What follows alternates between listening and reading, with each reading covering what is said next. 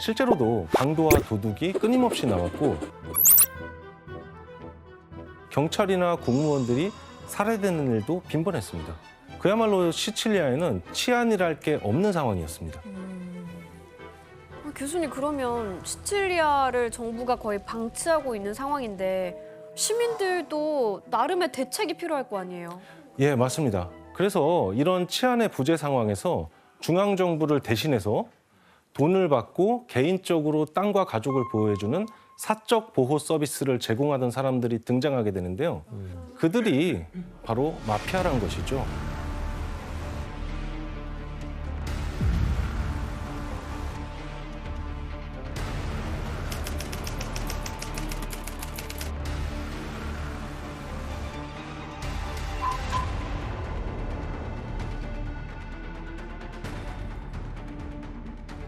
그럼 마피아도 처음에는 뭐 미국의 보안관처럼 치안 유지를 위해 시작을 한 거네요? 예, 비슷한 면이 있습니다.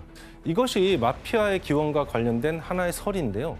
사실 마피아의 기원에 대해서는 명확한 문헌적인 근거나 자료가 남아있지 않기 때문에 언제 어떻게 시작됐는지 정확하게 알기는 힘듭니다. 하지만 통일 직후 시대에 이런 혼란을 기회 삼아서 마피아가 성장한 것은 분명한 사실입니다.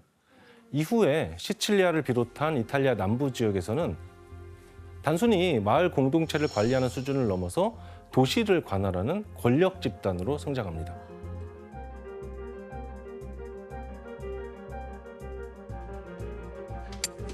박도.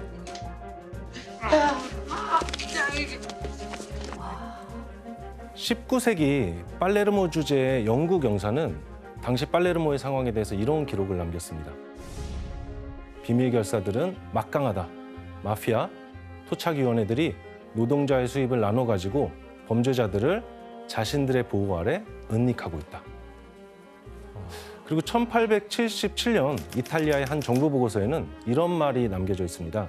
시칠리아에서 유일하게 번창하는 사업은 바로 폭력이다. 이런 기록들로 알 수 있듯이 19세기의 시칠리아는 폭력과 갈취가 난무하던 혼돈의 시대였습니다. 이런 혼돈을 자양분 삼아서 한 인물이 등장하게 됩니다. 바로 보스 중의 보스라고 불리던 비토 카시오페로라는 인물인데요. 최악의 범죄자로 악명 높은 인물이었습니다. 특히 카시오페로는 치안을 빌미로 이것을 끌어들여서 최초로 사업화한 인물로도 유명한데요. 과연 무엇일까요? 이것 마약 지원 씨 오답입니다. 총 지원 씨 오답입니다. 인신매매? 지원 씨 오답입니다. 지원 씨께서 오답이죠. 얘가 얘기했는데 죄송합니다. 모든 오답은 전가요. 그냥 얘가 얘기했어요. 카시오페로는 보호비를 마피아의 주요 사업으로 만들었습니다. 절대로 다른 사람의 피를 흘리게 하지 마라. 대신 다른 사람들을 보호해 주어라. 그 대가로 약간의 사례비를 받는 것이다. 사례비는 부담이 될 정도가 되어서는 안 된다. 다른 이들의 사업이 번창하도록 도와줘라. 그러면 그는 행복해할 것이며 기꺼이 얼마 안 되는 보호비를 지불하는 쪽을 선택할 것이다. 아니 난 괜찮아. 그러게요. 아니, 근데 저게 얼마 안 되는 금액인 게 맞아요?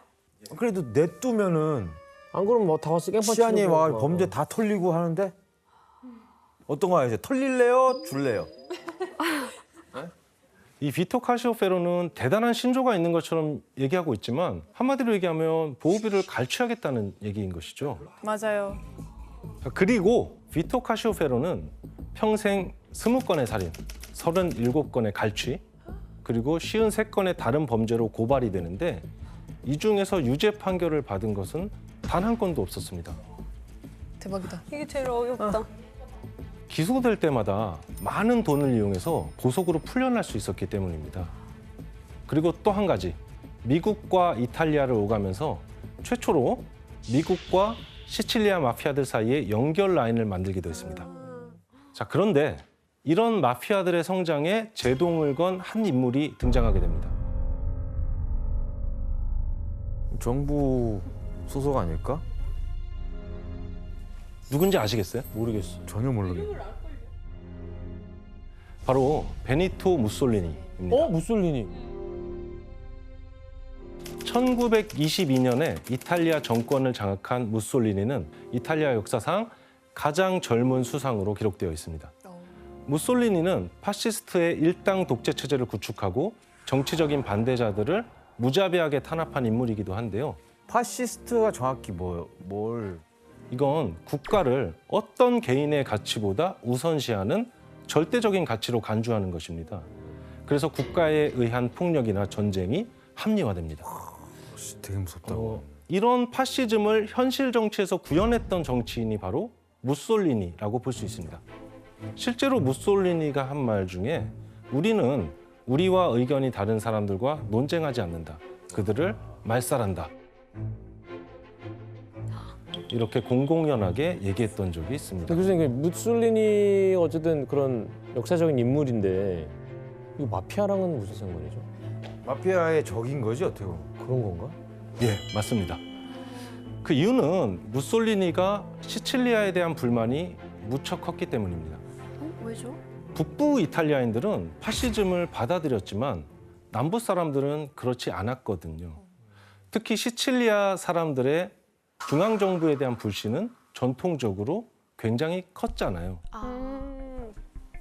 그래서 1921년 총선 당시 파시스트 당은 시칠리아에서 단 한 개의 의석도 확보하지 못합니다. 게다가 1925년까지 단 하나의 파시스트 신문도 발행하지 못합니다.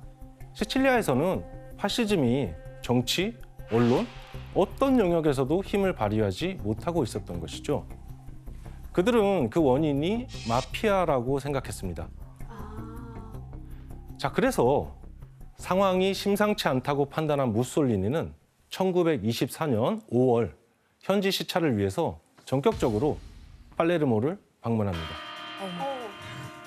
당시 이 시장은 무솔리니 앞에서 이런 말을 했다고 전하는데요. 지원 씨께서 한번 읽어주실까요? 마피아 시장 역할. 그 나와 이렇게 함께 있으면 두려워할 필요가 없습니다. 이 사람 내 친구고 이거 좋은 사람이니까 이 사람 머리카락 하나라도 건들면 안 돼, 알았어?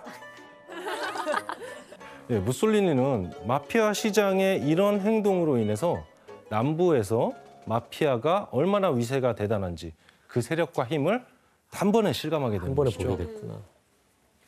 이제 무솔리니에게 마피아는 반드시 척결해야만 하는 대상이 됩니다. 야, 마피아와의 전쟁이 시작되나요? 그렇습니다. 그리고 마피아를 그야말로 쓸어버려야겠다라고 생각했던 무솔리니는 강력한 군사적 힘으로 마피아를 제압하기 시작합니다.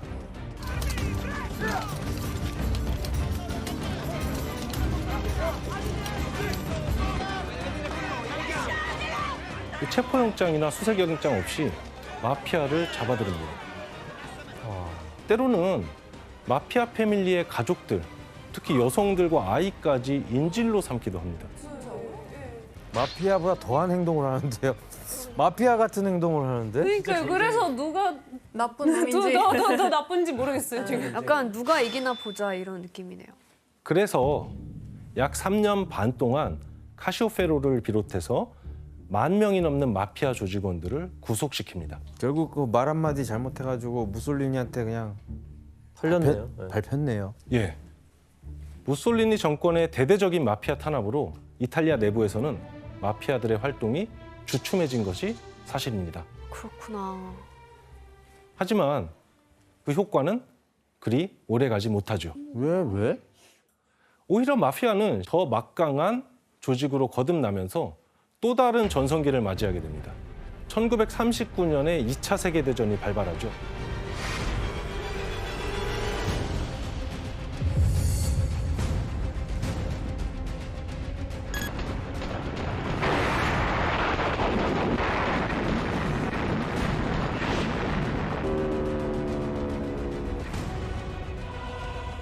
(1943년) 여름 연합군은 미국과 영국군으로 구성된 점령지 정부를 시칠리아에 구성하고 시칠리아를 완전히 장악합니다.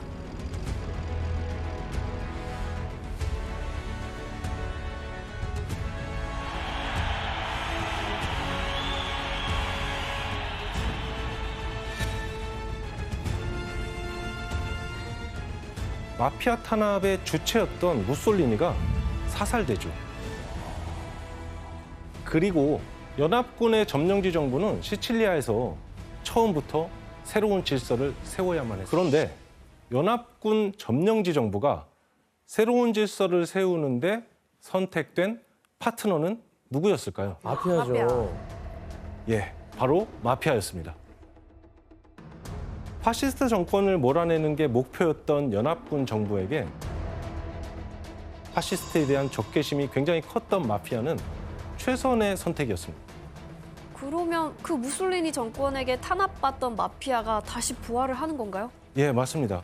연합군이 2차 세계대전 당시 마피아와 광범위하게 협력을 했고 전후에 그들을 복권시킵니다. 그래서 와해 직전까지 갔던 마피아 세력이 시칠리아에 다시 뿌리를 내릴 수 있게 만들었던 것은 분명한 사실입니다. 와.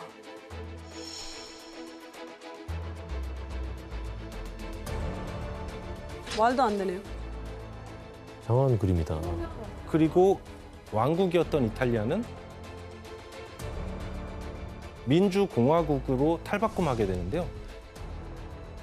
이탈리아의 제1공화국이 들어서게 됩니다. 그리고 1946년에 이탈리아 국민 총선거가 실시되는데요. 당시 선거 결과를 보면 기독교 민주당이 35.21%의 득표를 올리면서 제1당이 되죠. 네.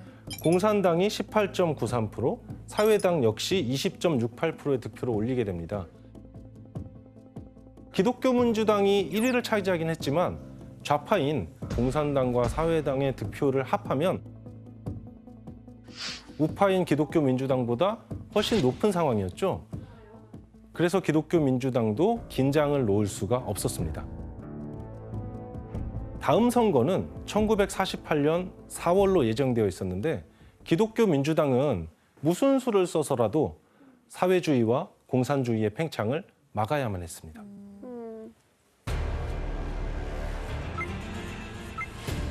자, 그렇다면 시칠리아에서 기독교 민주당은 사회주의와 공산주의 세력의 저지를 위해서 누구와 손을 잡았을까요? 마피아? 기독교 민주당의 선택은 바로 마피아였습니다. 이 시기 마피아는 시칠리아에서 막강한 영향력을 행사하고 있었고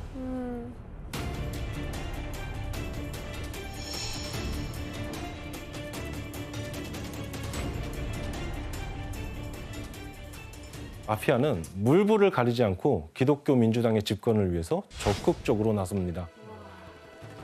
사회당과 공산당 사무실에 여러 차례 폭탄 테러를 일으켰고요. 수십 명의 사람들이 숨지게 됩니다. 이런 마피아가 벌인 테러는 시칠리아에서 공산당과 사회당을 지지하는 사람들의 마음속에 두려움을 심어주기에 충분했죠. 각종 부정선거를 한 거네요. 예.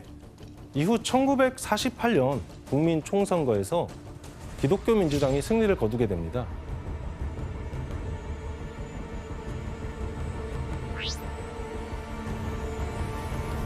그리고 이 승리에 일조했던 마피아는 기독교 민주당과의 유착 관계를 더욱 강화했고 정치권과의 단단한 커넥션을 구축하게 됩니다. 이제 마피아는 명예를 얻은 것뿐만 아니라 금전적으로도 호황을 누리게 됩니다. 시칠리아 마피아들의 새로운 돈벌이가 된 것은 바로 건설업이었습니다. 와, 이거 진짜 놀랍다. 건설업? 예. 2차 세계대전을 치르면서 많은 사람들이 집을 잃은 데다가 시칠리아의 급속한 도시화로 농촌에서 도시로 대규모 이주가 이루어지면서 건설 붐이 일어나게 된 것이죠. 그 얘기 들었어요.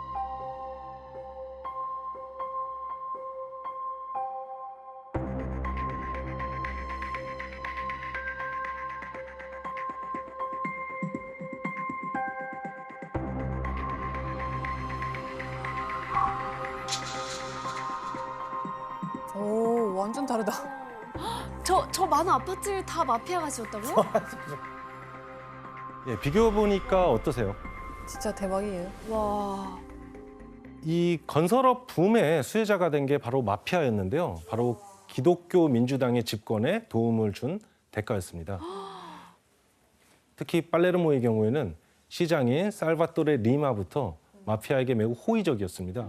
그래서 팔레르모 내 거의 모든 공사를 마피아와 관련 있는 회사에 발주를 해줬습니다. 정부가 지원을 해준 거네요.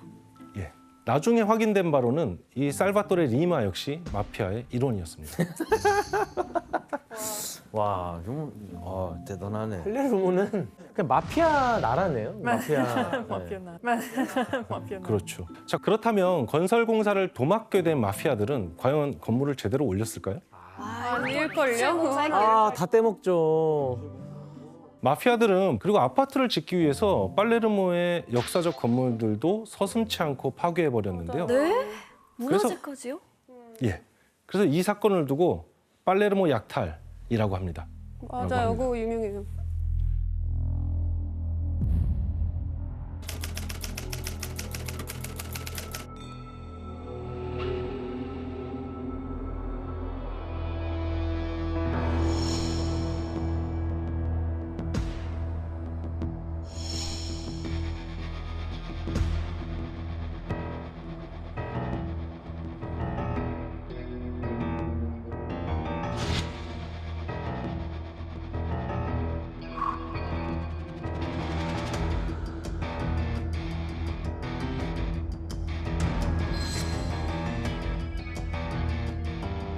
아유, 왜 그래 진짜.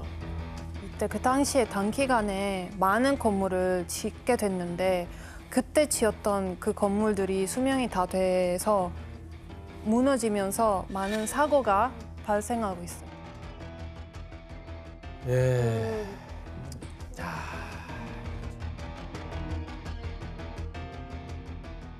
결국 시칠리아 지역 개발을 위해 막대한 자금이 투입됐지만 자금의 상당수는 마피아에게 흘러들어가면서 개발이 성과 없이 난항만 겪게 된 것이죠.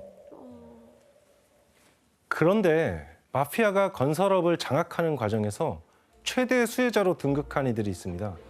바로 시칠리아의 마피아 조직 코사 노스트라입니다. 코사 노스트라는 우리들의 것이라는 뜻입니다.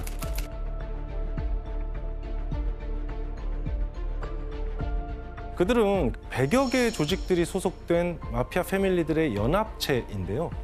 이야, 대박이다. 코사노스트라가 19세기 중반에 그 처음 탄생한 그 시칠리아의 마피아라는 의미예요. 그래서 그런지 조금 더 오리지널한 그런 느낌이 있어요. 뭔가 그 대부 영화에서 보는 것처럼 전통 있는 마피아 그런 느낌이 있어요.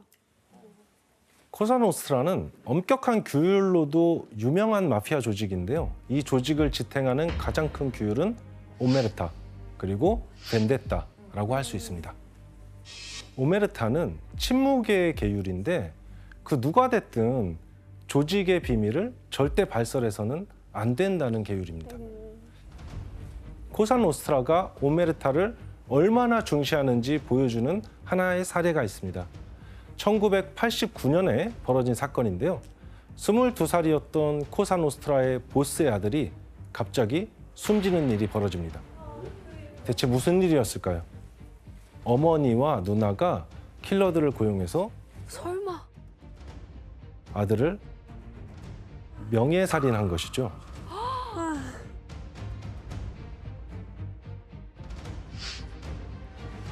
아들이 경찰과 협력해서 마피아의 규율을 깬 것이 가족의 명예를 더럽힌 일이다. 이렇게 생각해서 이런 끔찍한 일을 저지르게 된 것입니다.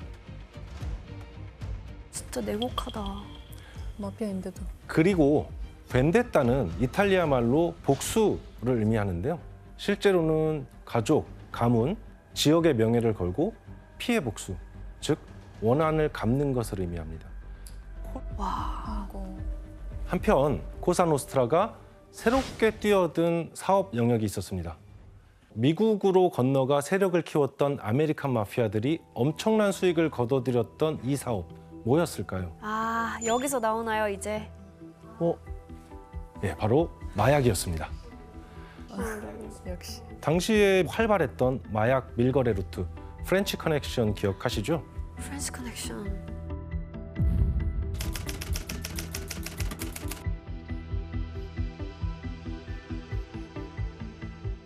동남아시아와 튀르키예의 양귀비가 프랑스의 마르세유에서 순도 높은 헤로인으로 정제돼서 미국으로 유통되었었죠. 이 프렌치 커넥션에 이탈리아 마피아들도 중개무역상으로 가담하고 있었습니다.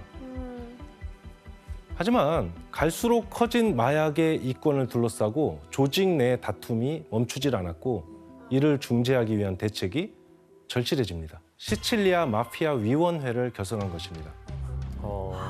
시칠리아 마피아 위원회는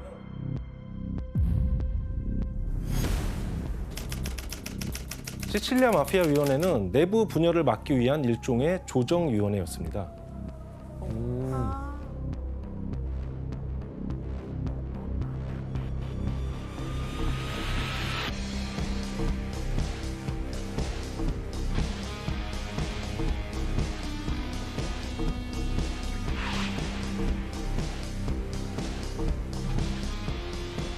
그렇지만 코사노스트라 앞에 예상치 못한 위기가 닥치게 되는데요. 프렌치 커넥션으로 미국 내의 마약 문제가 심각해지자 America's public enemy number one in the United States is drug abuse. In order to fight and defeat this enemy, it is necessary to wage a new all-out offensive. 미국 정부와 프랑스 정부가 마약 단속에 나서게 됩니다.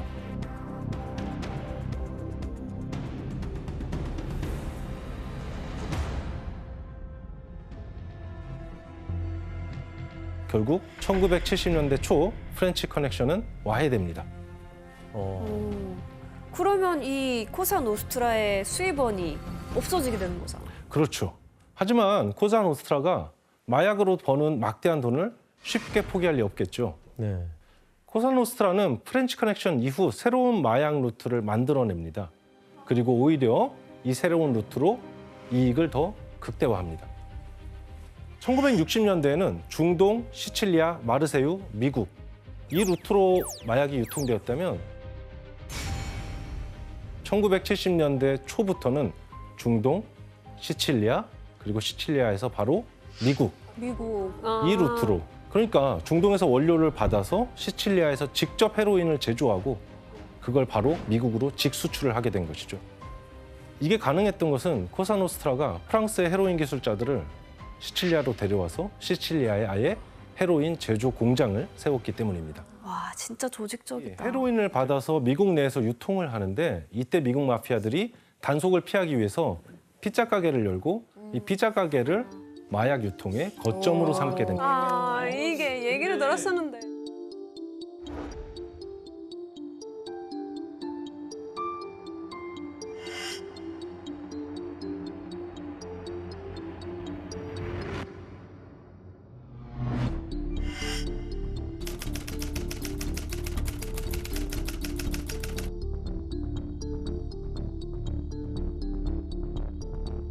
그래서 이것을 피자 커넥션이라고 합니다. 와. 아니 근데 이런 피자 커넥션으로 미국에 유통되는 마약 양이 그 당시 어느 정도였는지 알고 계세요? 이제 이 피자 커넥션 통해서 1975년부터 1984년까지 16억 5천만 달러의 헤로인을 수입을 하는 걸로 알려져 있는데 그거는 원으로 바꾸면 2조 3천억 원이 돼요. 엄청 어마어마한 그런 금액이죠. 조 단위예요? 네. 이렇게 코사노스트라가 마약으로 천문학적인 돈을 벌다 보니까 마약 비즈니스의 주도권을 두고 코사노스트라 내부에서 역사상 최악의 전쟁이 벌어집니다. 바로 시칠리아 마피아 대전쟁이 시작됩니다.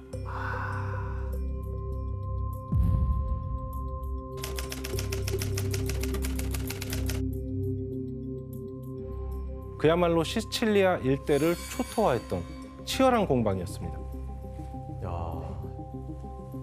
그리고 이 끔찍한 마피아 전쟁의 배후에는 한 인물이 있었는데 이 시칠리아 마피아 전쟁의 시작이자 끝인 인물 바로 살바토레 리나입니다. 살바토레 리나는 코사노스트라 내에 콜레오네 패밀리의 수장이었는데요. 피도 눈물도 없는 잔혹함으로 악명이 높아서 야수라는 별명으로 불리던 인물이었습니다. 와. 그런데 이런 살바토레 리나가 마피아 대전쟁을 일으킨 이유는 무엇이었을까요? 그에게는 처치해야만 하는 라이벌이 있었기 때문입니다. 라이벌? 바로 스테파노 본타테와 살바토레 인체릴로입니다. 이 두 사람은 코사노스트라 내에서 가장 세력이 막강했던 팔레르모 패밀리의 핵심 인물이기도 했습니다. 이 두 사람은 당시 살바토레 리나와 함께 시칠리아 마피아 위원회의 공동 의장을 했던 인물들입니다. 팔레르모 패밀리는 마약 거래뿐만 아니라 2차 세계대전 이후 건설 붐으로 엄청난 부를 획득하게 되는데요. 이들이 누린 부와 권력을 빼앗고 싶었던 살바토레 리나는 차근차근 조직의 세력을 확장하면서 이 둘을 칠 날을 기다리고 있었던 것이죠. 야. 그러다 마침내 1981년 4월 스테파노 본타테는 피살된 채 끔찍한 주검으로 발견됩니다. 그로부터 한 달 후 살바토레 인체릴로마저 피살됩니다. 시칠리아 마피아 핵심 인물 2명이 연달아 살해된 것이죠. 저 두 명이 다 둘 다? 죽은 거예요? 그런 것 같아요. 예. 하지만 이것은 시작에 불과했습니다. 이 이후로 살바토레 인체릴로의 집안에서만 21명이 줄줄이 죽임을 당합니다. 그리고 스테파노 본타테의 조직에서는 3년간 120여 명의 조직원이 피살됩니다. 마피아 대전쟁에서 승리를 하고 결국에는 마피아 위원회의 단독 의장으로 등극하게 됩니다. 하지만 그의 폭주로 시칠리아 민심이 크게 요동치게 됩니다. 도시 전체를 무법천지로 만들었던 마피아에 대한 분노가 들끓기 시작합니다. 그러면서 마피아들을 처벌하기 위한 정치권의 움직임도 전개되기 시작합니다. 그 움직임을 이끌었던 것은 이탈리아 공산당 서기장이었던 피오 라또레라는 인물이었습니다. 라또레는 반마피아법을 발의했는데요. per liberare la Sicilia dal sistema di potere mafioso. 그가 발의한 반마피아법의 특징은 크게 두 가지로 설명할 수 있습니다. 첫 번째로 이탈리아 사법체계에서 최초로 마피아를 공식적인 범죄 조직으로 규정했다는 것입니다. 자, 그렇다면 두 번째 반마피아법의 특징은 무엇일까요? 마피아 특징? 마피아 범죄로 경제적 이익을 얻었을 경우에 그 소득이나 재산을 압류할 수 있도록 한 것입니다. 그러나 피오 라또레는 이런 강력한 반마피아법을 발의했지만 이 법률은 의회에서 제동이 걸린 채 2년 동안 제정되지 못했습니다. 의회를 통과하려면 이제 50% 이상의 득표를 올려야 되는데 당시에 집권당은 마피아와 결탁해 있던 기민당이었죠. 의회를 통과하기가 쉽지 않은 상황이었습니다. 그런데 반마피아법으로 마피아의 재산 압류가 이슈화되자 살바토레 리나를 필두로 코사노스트라는 반격에 나서게 됩니다. 그리고 가장 먼저 그들의 타겟이 된 것은 바로 반마피아법을 발의했던 피오 라또레였습니다. 1982년 4월에 피오 라또레는 싸늘한 주검으로 발견이 됩니다. 아, 이건 아니지. 이건 진짜 상황이 이렇게 되자 이탈리아인들은 충격에 빠지게 되죠. 그렇죠. 그의 죽음 이후 1982년 9월 이탈리아 정부는 반마피아법을 공식적으로 선포하게 됩니다. 보였네. 이제 막다른 궁지에 내몰린 코사노스트라는 검찰과 경찰의 고위 간부들을 상대로 테러를 지속하고 이때 마피아를 수사하던 검찰이나 경찰들은 스스로를 걸어다니는 송장이라고 얘기할 정도였습니다. 언제 죽을지 모르는. 예, 목숨 내놓고 하는 일이었던 것이죠. 신변의 위협이. 예. 하지만 반복되는 마피아들의 협박과 테러, 갖은 회유에도 굴하지 않고 마피아 척결에 앞장섰던 검사들이 있었는데요. 팔코네, 보르셀리노. 조반니. 이탈리아인들의 영웅이죠. 네, 네.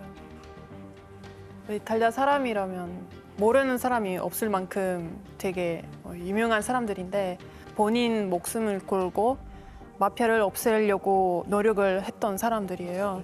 예, 말씀해 주신 것처럼 1985년 11월 팔코네와 보르셀리노 이 두 검사를 비롯한 팔레르모의 검사팀은 475명의 마피아 단원에 대한 기소장을 드디어 완성합니다.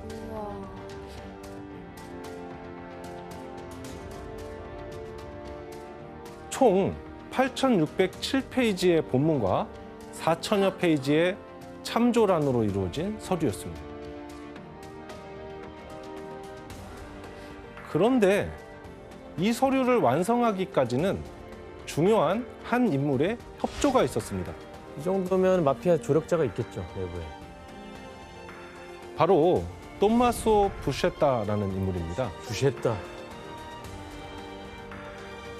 부셰타는 최초로 오메르타의 규율을 깨고 경찰에 협조하기로 결정합니다. 대체 그 이유가 무엇이었을까요?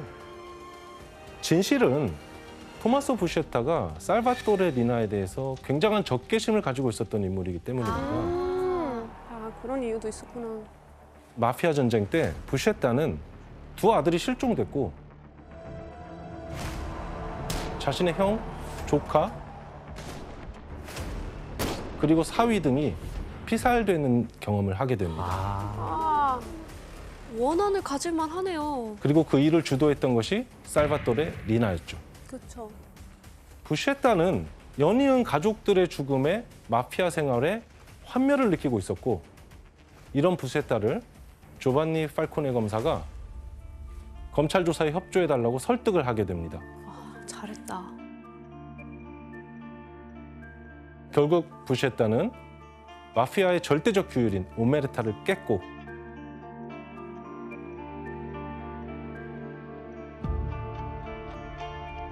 코사노스트라의 실체를 낱낱이 밝히게 됩니다.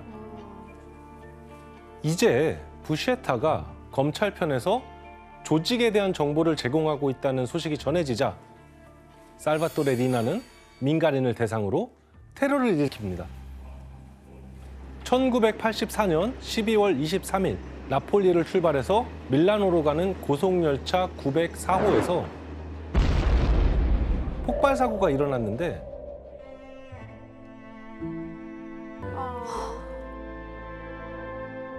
이 테러는 부셰타와 검찰 측에 보내는 리나의 일종의 경고의 메시지였죠. 그러나 이제는 이런 경고가 코사노스트라를 향한 수사를 막을 수가 없었습니다. 그러니까 더 심해지지. 뭐. 그래서 반마피아법을 근거로 드디어 이탈리아에서는 마피아를 처벌하는 역사상 가장 큰 재판이 열리게 됩니다. 이 마피아 재판은 수많은 피고인들에 대해서 장기간 진행한다는 뜻으로 막시 재판으로 불리게 됩니다. 검찰의 끈질긴 수사 끝에 재판정에 서게 된 마피아는 모두 475명에 이르렀고 그리고 이 재판을 진행하는 데 있어서 이탈리아 정부도 적극적으로 나섰습니다. 이 막시 재판을 위해서 팔레르모의 우치아르도네 형무소 옆에 새 재판정 건물을 지었습니다. 아, 진짜 쥐었구나. 이 재판정 건물은 벙커 형태로 지어졌고요. 강화 콘크리트를 사용해서 로켓 공격에도 끄덕없게 했고 헬기 등을 이용한 공중에서의 접근도 차단할 수 있도록 설계되었습니다. 아, 그러니까 모든 테러에 대비한 거네요. 예, 무장한 마피아가 쳐들어오거나 폭탄으로 벽을 부순 뒤에 법정에 난입해서 보스와 조직원들을 구출하는 일을 막기 위해서였습니다. 와. 법정은 마피아가 벌인 120건의 살인과 마약 밀매, 폭력과 협박에 의한 강요 혐의를 인정을 했고 이 역사적 재판의 결과로 344명의 피고에게 총 2,665년의 징역이 선고되었습니다. 그리고 또 이와는 별개로 죄가 무거웠던 마피아 보스 19명에게는 종신형이 선고되기도 했습니다. 이렇게 해서 1986년 2월부터 1992년까지 진행된 마피아 재판 역사상 가장 큰 규모의 재판은 일단락이 됩니다.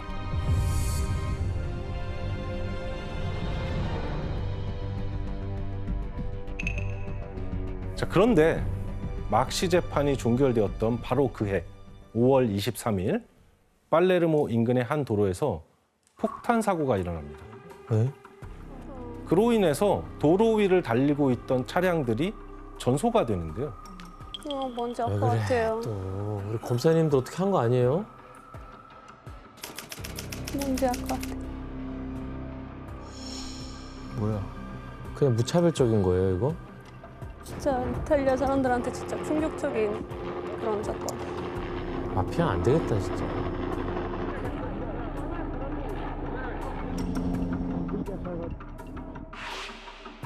자, 과연 사고를 당한 사람은 누구일까요? 검사님. 그죠? 제발 아니었으면 좋겠다. 그 차량들 안에 타고 있던 사람은 다름 아닌 팔코네 검사와 그의 아내, 그리고 이 팔코네 검사를 경호하던 경찰들이었습니다. 맞아요. 추가 수사를 막기 위해서 코사노스트라가 벌인 암살이었습니다. 팔코네 검사의 동선을 미리 파악하고 있던 마피아가 도로 지하를 가로지르는 배수관에 약 500kg의 폭탄을 설치해두었다가 리모컨으로 폭발시켰던 것이죠.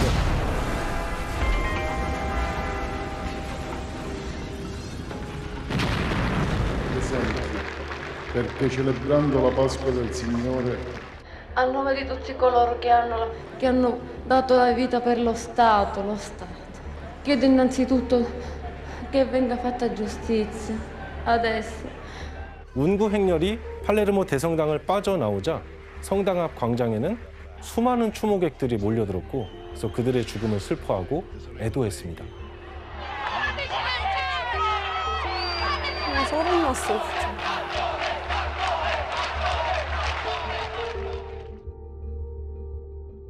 이날 추모를 위해서 모인 시민들은 팔레르모는 정의를 원한다, 정부에서 마피아를 몰아내라, 이런 내용의 플래카드를 내걸고 시위를 벌였습니다. 정말 이탈리아 사람한테 너무 충격이었어. 팔코네 검사에게 테러를 가했던 것은 살바토레 리나의 오른팔이었던 조반니 브루스카였습니다. 브루스카는 인간 백정이라고 불리던 사람인데요. 살해한 사람만 100명이 넘는 걸로 알려져 있습니다. 배신한 조직원의 11살짜리 아들을 2년 동안 납치했다가 살해한 후에 산성용액에 시신을 녹여서 없애버렸을 정도로 잔인한 인물입니다. 정말 괴물이에요. 죽여야지. 비극은 단지 팔코네 검사의 죽음으로만 끝나지 않았습니다. 아이고. 팔코네가 비극적으로 세상을 떠난 지 2달이 채 되지 않아서 보르셀리노 검사 역시 어머니를 찾아뵈러 간 아파트 주차장에서 마피아의 폭탄 공격을 받고 세상을 떠나게 됩니다. 팔코네의 죽음 이후에도 굴하지 않고 수사에 박차를 가하던 보르셀리노 검사에 대한 마피아의 보복이었습니다. 당시 마피아는 이렇게 무자비한 방법으로 관련 검사들을 제거한다면 모든 일이 해결될 거로 생각하고 있었습니다. 하지만 마피아의 실체를 직접 보고 듣고 알게 된 시민들의 분노가 걷잡을 수 없이 커졌습니다. 발코네가 먼저 그렇게 죽었으면 그래도 보르셀리노를 어느 정도 뭐 보호하면서 살릴 수 있지 않았을까라는 그런 생각을 하니까 더욱 그 분노가 너무 커진 거잖아요. 네. 그 분명히 이거 뭐 알고 있는 게 있었을 텐데 왜 아무것도 안 했을까? 뒤늦게 살바토레 리나가 체포되었고 총 52명의 살해를 배후에서 조종한 혐의로 종신형을 선고받습니다. 이로써 끝을 모르고 승승장구할 것만 같았던 코사노스트라도 쇠락의 길을 걷게 됩니다. 드디어. 그로 인해 대대적인 마피아 척결은 일단락됩니다. 하지만 이탈리아 사회엔 아직 남은 과제가 있었는데요. 그동안 마피아와 검은 커넥션으로 부패할 대로 부패했던 정치권이었습니다. 1992년 2월 17일 밀라노 검찰의 젊은 검사 안토니오 디 피에트로가 당시 연정에 참여하고 있던 사회당 소속의 관리를 700만 리라의 뇌물을 받은 혐의로 체포했는데 이것을 시작으로 반부패 수사 마니뿔리떼가 전개된 것입니다. 마니뿔리떼는 깨끗한 손이란 뜻이죠. 그런데 수사 1년 만에 1000여 명의 정치인과 고위공직자가 체포되었고 전체 국회의원의 25%인 177명이 검찰 조사를 받았습니다. 이후에도 수사는 계속되었고 이후 총 6천여 명이 부패와 관련돼 수사를 받고 그중에 2,993명이 부패 혐의로 체포되었습니다. 그리고 이들 가운데 상당수가 마피아로부터 정치 자금을 받고 있었다는 사실이 드러났습니다. 1948년 이래 46년간 이탈리아의 집권당이었던 기독교 민주당은 1994년 1월 16일 해산됐습니다. 그 이유는 상하원 의원의 거의 절반이 기소되었기 때문에 더 이상 기존 정당을 유지할 여력도 명분도 사라졌기 때문입니다. 그래서 이탈리아 국회는 마비가 되었고 1946년부터 시작된 이탈리아 제1공화국이 무너지고 제2공화국이 들어섰다고 할 정도의 대대적인 물갈이가 이루어졌습니다. 자, 이렇게 이탈리아 정부는 어떻게 해서든 마피아를 척결하려고 했지만 안타깝게도 이탈리아 사회에서 뿌리 깊게 자리 잡은 마피아 문제를 완전히 해결할 수는 없었습니다. 그렇죠. 오히려 마피아는 시간이 지날수록 이제 불법과 합법의 영역을 넘나들면서 조직적인 기업의 형태로까지 진화합니다. 맞아요. 그럼 21세기의 마피아가 어떻게 진화했는지 가장 확실히 알 수 있는 곳으로 두 번째 여행을 떠나볼까요? 아름다운 항구 도시도 굉장히 유명한 곳인데 마피아들이 또 어떤 짓을 한 건가요? 그러게요. 예. 잇따른 마피아 척결의 움직임으로 시칠리아의 전통적인 마피아 조직인 코사노스트라의 세력이 움츠러들었죠. 그 사이에 이탈리아 남부에선 2000년대 들어 막강한 영향력을 행사하는 두 조직이 등장합니다. 바로 나폴리의 까모라와 칼라브리아의 은드랑게타입니다. 까모라는 마피아 비즈니스계의 새로운 강자라고 할 수 있습니다.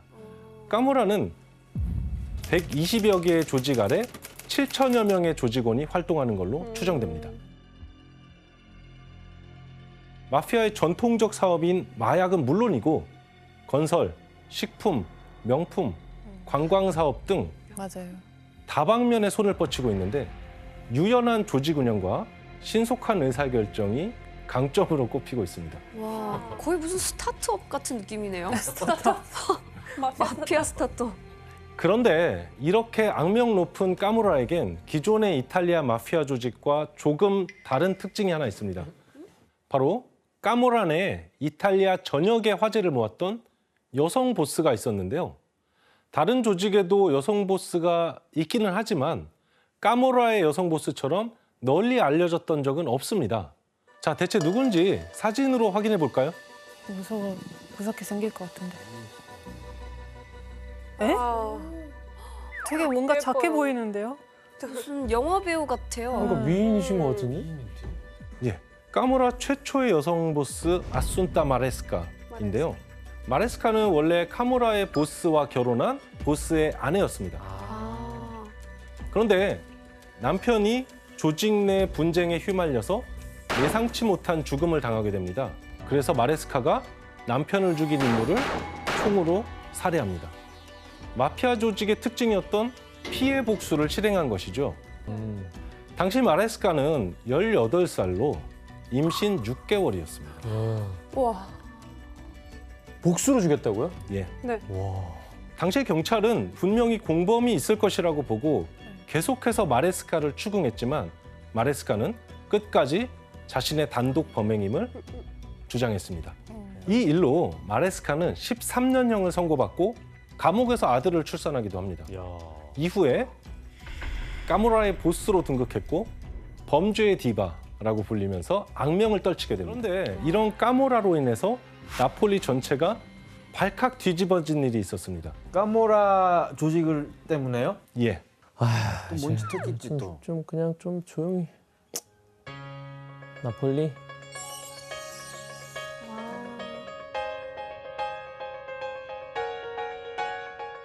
그런데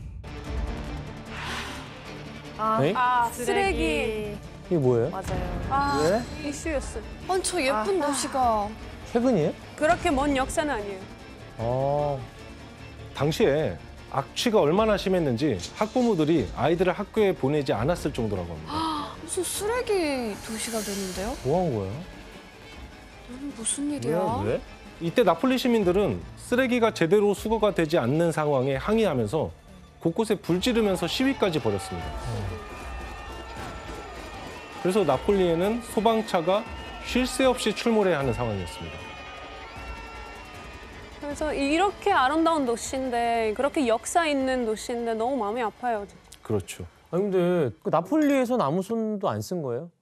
놀랍게도 네. 캄파니아 주 정부는 2000년에서 2008년까지 쓰레기 관련 예산으로 20억 유로, 우리 돈으로 2조가 넘는 돈을 중앙정부로부터 받았는데 이 기간 동안 나폴리에 단 하나의 소각장도 만들지 않았습니다. 그럼 그 돈이 뭐 한 거야? 그 많은 돈은 그럼 어디로 갔을까요? 마피아 주머니로? 예. 사실 이 나폴리에는 1994년부터 나폴리의 쓰레기 처리를 독점하는 업체가 있었습니다. 바로 이 업체가 마피아 까모라가 소유하고 있는 까모라 런 컴퍼니였습니다. 까모라는 쓰레기를 수거해 시로부터 돈도 받고 그 쓰레기를 아무데나 매립하거나 불법 소각해서 처리 비용을 아껴서 또 돈을 버는 것이죠. 그렇죠.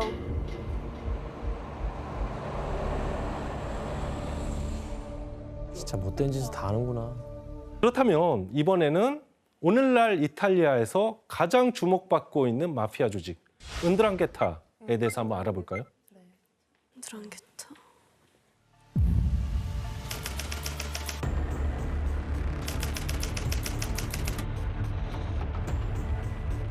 이탈리아 내 마피아 조직 가운데 오늘날 가장 부유한 조직으로 알려져 있는데 현재 은드랑게타가 올리는 수익이 이탈리아 GDP의 3%에 달한다고 추정될 정도로 어마어마한 돈을 벌어들이고 있습니다.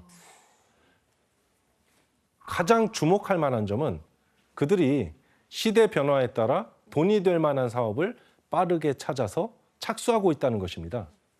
최근에 은드랑게타가 벌였던 사업만 봐도 알 수가 있는데요. 코로나 사태로 이탈리아를 비롯한 전 세계가 어려움에 빠졌지만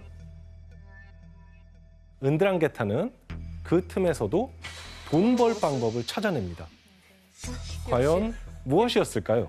PCR 검사하고 그런 거 아니에요? 마스크 사업. 자가 키트 팔고. 자가 키트 팔고. 아니 맞습니다. 맞습니다. 맞다고요? 아니 우리 지금 묻자고 한 얘기예요. 유로폴의 보고서에 따르면 코로나 팬데믹 상황에서 위조 마스크나 의료 장갑, 의약품을 거래하는데 마피아가 개입되어 있고 게다가 이탈리아 북부 한 도시의 보건국장이 은드랑게타의 연락책이라는 사실이 밝혀진 경우도 있습니다. 네?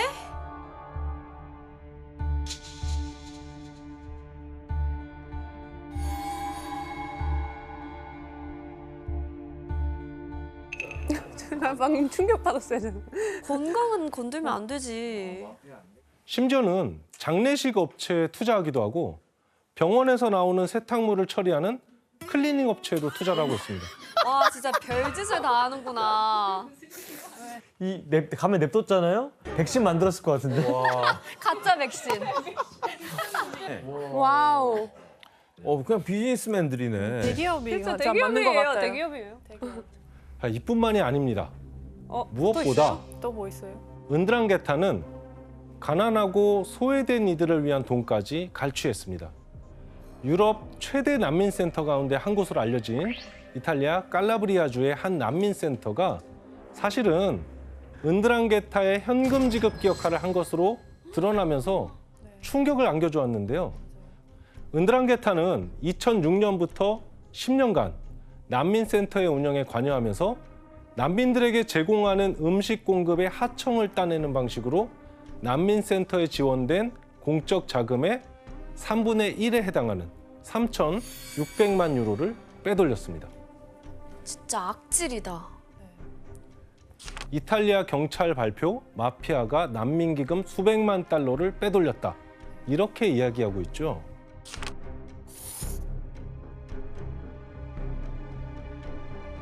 그렇게 빼돌린 자금은 부동산과 고가의 차 혹은 선박을 구입하는 데 썼다고 알려져 있습니다.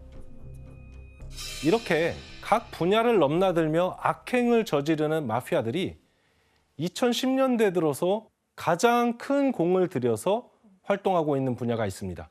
코사노스트라, 까모라, 은드랑게타까지 이 3대 마피아 조직 모두 끝이 없네, 끝이 없어 진짜. 대체 뭘까요? 바로 농업입니다. 그죠. 그만해. 농업까지요?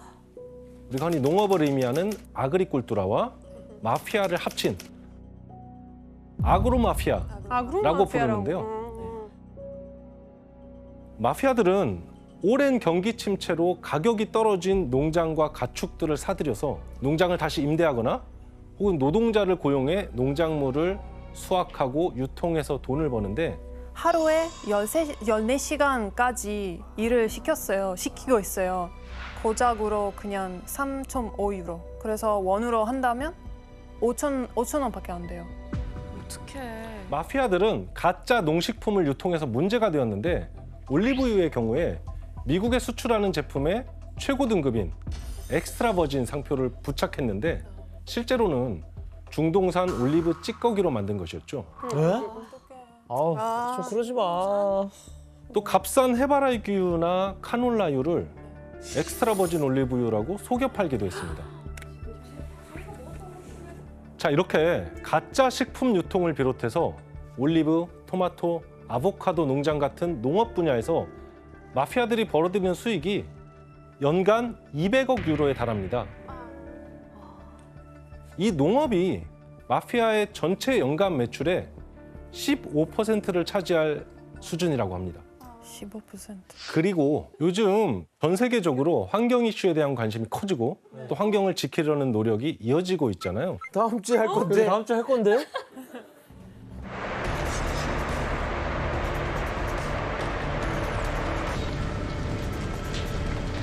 More than 1,100 people have died in the heavy flooding. 뭐야, 왜? 어머.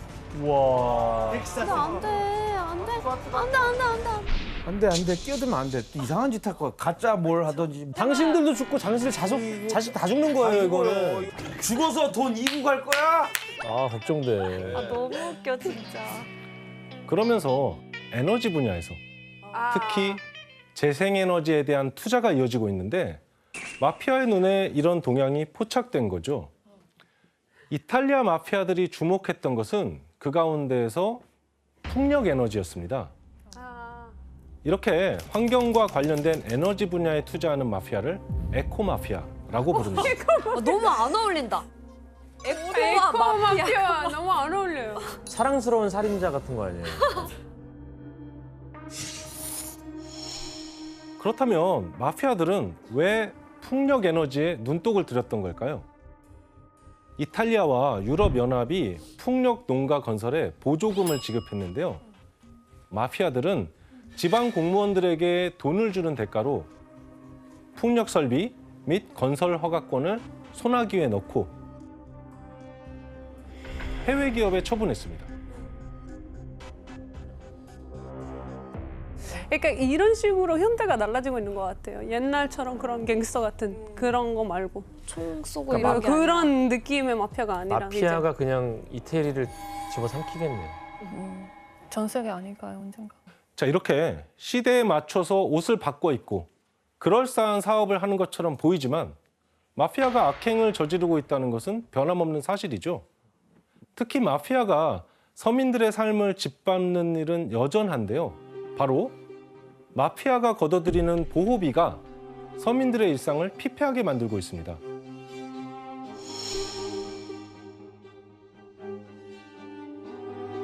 이탈리아어로 삐쪼라고 하는데 자영업자부터 기업까지 예외 없이 내야 하는 것입니다. Pagavamo 250 euro al mese, poche cifre. È l'imposizione che è una cosa che ti distrugge.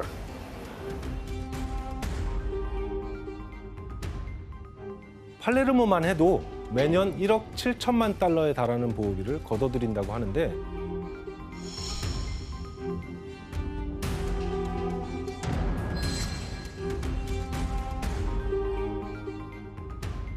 만약 보호비 요구를 거부할 경우에는 사업장은 아수라장이 될 거고 방화 그리고 살해 위협에 노출되기가 일쑤겠죠.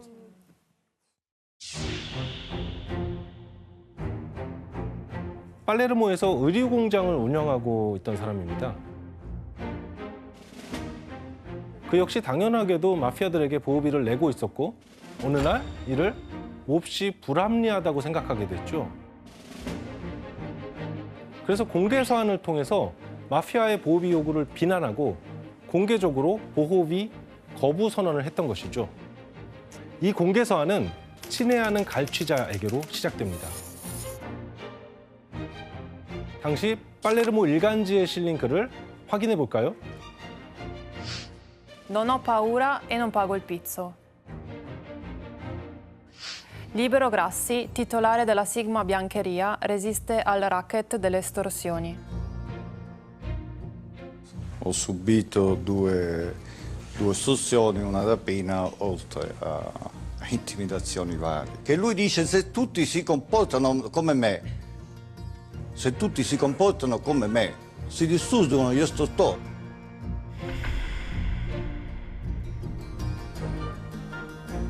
저항 의지가 보이네요. 쉽지 않은 의지인 것 같기도 해요. 같은 날 그라시는 보호비를 받아간 마피아 조직원들을 경찰에 신고했고 결국 5명의 마피아가 체포됩니다. 우와. 자, 하지만 그때부터 그의 불행은 시작됩니다. 어떡해. 그렇죠. 사건이 벌어지고 얼마 지나지 않아서 공장은 누군가의 침입을 받았고 미수에 그치긴 했지만 방화를 당할 뻔한 일도 있었습니다. 그리고 결국 공개 서한을 낸 지 1년도 채 되지 않아 그라시는 총상을 입은 의문의 시체로 발견이 됩니다. 자, 이렇게 마피아에 의해서 목숨을 잃는 무고한 시민들의 희생이 또 계속되고 있습니다. 통계에 따르면 2022년 7월까지 이탈리아에서 마피아의 손에 희생된 사람은 총 1,008명입니다. 그런데 이 통계는 마피아 조직들 간의 이권 다툼에서 사망한 사람들은 통계에서 제외돼 있습니다. 자, 이렇게 민간인들의 희생이 그치질 않자 이탈리아 정부는 민간인들의 희생을 기리기 위해서 3월 21일을 마피아 희생자의 날로 지정합니다.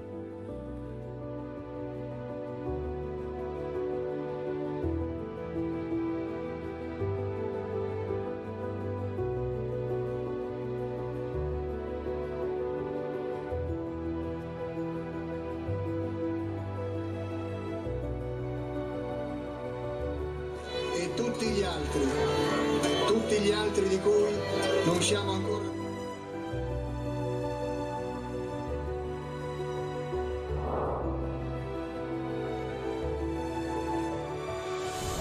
적극적으로 마피아의 부당함에 맞서 싸우면서 악습을 타파하기 위해서 노력하고 있습니다.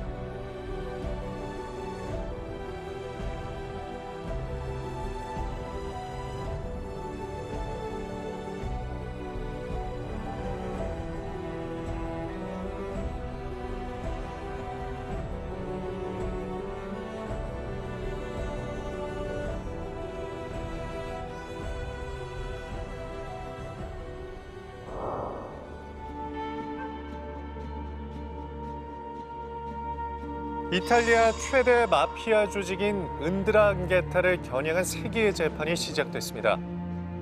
현지 언론들은 조직원 91명 중 70명이 유죄를 선고받았다고 전했는데요. 핵심 고위급 조직원 6명은 최대 20년형을 받은 것으로 알려졌습니다. 이탈리아 사회에서 마피아는 경제적 이익을 위한 폭력 집단 이전에 이탈리아만의 독특한 역사 발전 과정이 낳은 역사적 산물이라고 할 수 있습니다. 사회적 통합을 제대로 이뤄내지 못한 국가가 어떤 위기를 맞을 수 있는지 한 번쯤 생각해 볼 수 있는 계기가 됐으면 좋겠고요. 오늘 강의는 여기서 마치도록 하겠습니다. 아.